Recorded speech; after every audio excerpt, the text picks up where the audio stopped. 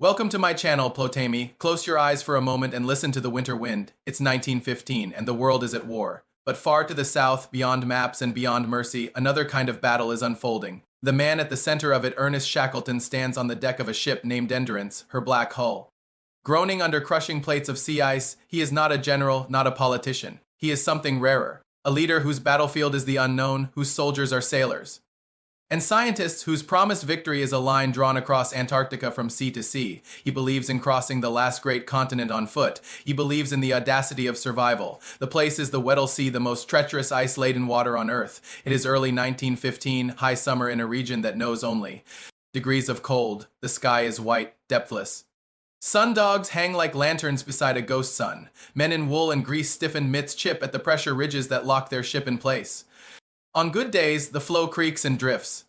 On bad ones, it squeezes with a slow violence that buckles timbers and turns steel bolts to splinters. Shackleton, with his dark hair and steady gaze, walks quietly among his men, listening more than speaking, feeling the mood, measuring fear. He knows the stakes. He also knows that morale is not a luxury here, it is lifeblood. They had come to make history, to write their names across blank spaces. Instead, the blank space is writing on them. The Endurance groans, shivers, leans.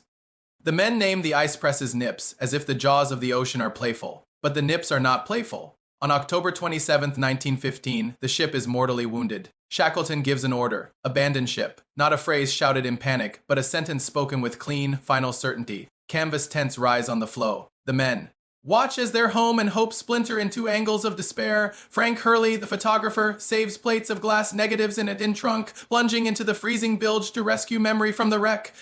Husky dogs bark, whip tails against tether lines, sense the change. The Endurance, her name now a prayer rather than a promise, surrenders beneath the ice. A last sigh of bubbles, then a flat white silence. The expedition to cross the continent is dead. A new expedition, one to save every man, has begun. Shackleton gathers them. Ship and stores have gone, he tells them. So now we must live on what we can carry and what the ice will give us. He doesn't add what hangs in the air and on each other.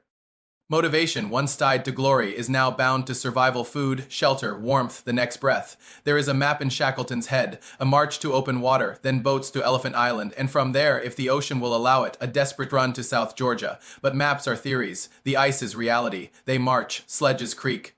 Underweight, boots fill with meltwater, then freeze. Men haul the James Caird, the Dudley Docker, the Stancomb Wills, three boats like relics of some gentler voyage over ridges and through slush. At night, they sleep in bags stiff as armor. The aurora burns silently across the sky, a beautiful indifference. Food is measured in ounces and days: seal steaks, penguin meat, dried biscuit, a ration of hope. Sometimes the ice buckles beneath them, opening black cracks that steam in the cold. Shackleton becomes a student of faces. When hunger hollows a man's cheeks, when mutterings threaten to take root, Shackleton changes the routine, moves tent mates, reshuffles duties, shares a joke. He keeps watch at night, walking through the white dark, listening to the groans of ice and men. At last, after months of drift, the floe itself begins to die. It fragments into a maze of heaving plates, each one a floating trap. Shackleton senses their chance and orders the boats launched. They push off into a wild, freezing surf. The oars slicing among bergs like knives among teeth. Salt spray becomes needles on exposed skin. The boats rise and fall, dwarfed by blue cliffs that turn and grind, sending echoing thunder across the water. Days blur into hunger and rowing and fear. Then land, Elephant Island, a thrown fist of rock and ice, breaks the horizon like a miracle. The men stagger ashore, some weeping, some laughing, kissing wet stones, the earth itself a mercy. They build a shelter from overturned boats and sails, a place they call the Snuggery, where hoarfrost quilts the timbers and breath hangs in the air like prayer. Safe, yes, but stranded. No shipping route, no rescue expected. If the world remembers them, it is with a question mark.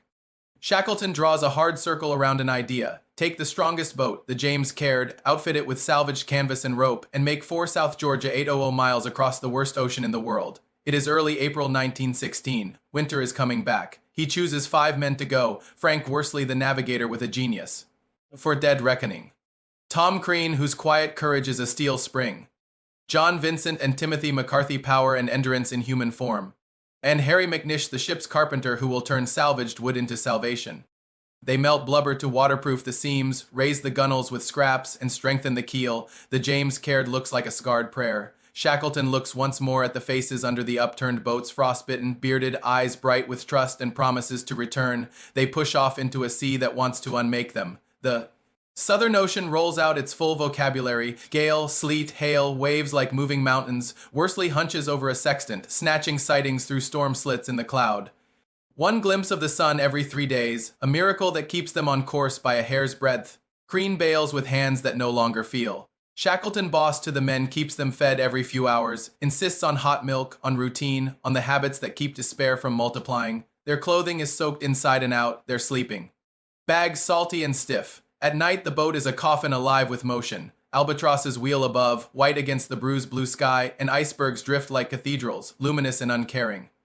On the 15th day, South Georgia rises, dark and jagged. They have threaded a needle with bare hands, but the wind has another test hurricane-force gusts that slam them off the lee shore. They reef and run, come back, find surf dragging them toward the rocks. Timing is everything now. A surge lifts the James Caird, a surf throws.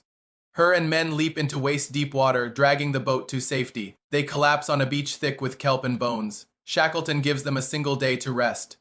Then reality asserts its final demand. They have landed on the uninhabited side of the island. The whaling station civilization are on the far coast. No boat can round the edges in this weather. The only way is across. 3 men go. Shackleton, Crean, Worsley. They carry a handful of screws for crampons, a coil of rope, a carpenter's adze. Their map is a guess. No one has crossed these interior mountains. They march by moonlight to keep the snow crust hard, sliding down ice slopes when walking is impossible, arresting themselves with the adze as if cutting a line between life and the abyss. They climb ridges that end in air, backtrack, find another ridge. When fog closes in, they tie themselves together and move as a single creature. They are cold beyond language. They are also beyond quitting. On the 3rd day, they hear something impossible. The steam whistle of a whaling station, a sound like the world calling them home. They stumble into Stromness, bearded ghosts in rags, faces peeled by wind. The Norwegian whalers stare, then rush forward blankets, hot drinks, hands on shoulders, disbelief turning to awe. Shackleton does not rest. He breathes once, then turns the machinery of rescue. It takes months and 3 attempts, ice turning back the first. Ships like a gatekeeper. On August 30th, 1916, he reaches Elephant Island aboard the Yelcho, a small Chilean steamer built for coastal waters, not this. He scans the beach through binoculars and counts. Not until the 22nd face appears does he breathe fully. Not one man lost. The promise he made has become the legacy he leaves.